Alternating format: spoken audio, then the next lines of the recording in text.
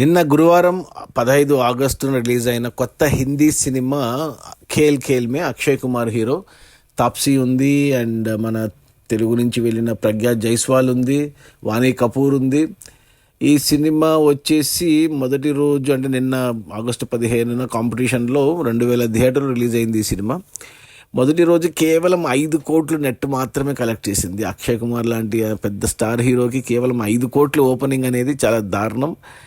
కాంపిటీషన్లో స్త్రీ 2 సినిమా అదే రోజు ఓపెనింగ్లో 46 కోట్లు వచ్చాయి ఆ సినిమాకు నెట్ మొదటి రోజు. ఈ సినిమా కేవలం 5 కోట్లే వచ్చాయి, దారుణం అని చెప్పాలి. ఇక ఈ ఖేల్ ఖేల్ మే సినిమా బడ్జెట్ వచ్చేసి 100 కోట్ల సినిమా, ఇది కేవలం 5 కోట్లు వచ్చాయి మొదటి రోజు. ఇంకా 95 కోట్లు వస్తేనే సినిమా హిట్ అవుతుంది బాక్స్ ఆఫీస్ దగ్గర కమర్షియల్గా.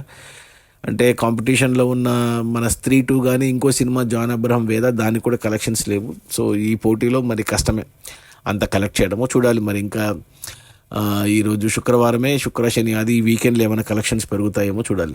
అది మన అక్షయ్ కుమార్ కొత్త సినిమా ఖేల్ ఖేల్ మే. రిలీజ్ అయిన మొదటి రోజు కేవలం 5 కోట్లు నెట్ మాత్రమే. సినిమా బడ్జెట్ 100 కోట్లు అయితే మరో 95 కోట్ల రేట్ రావాలి, కష్టంగానే కనపడుతుంది. Okay, bye.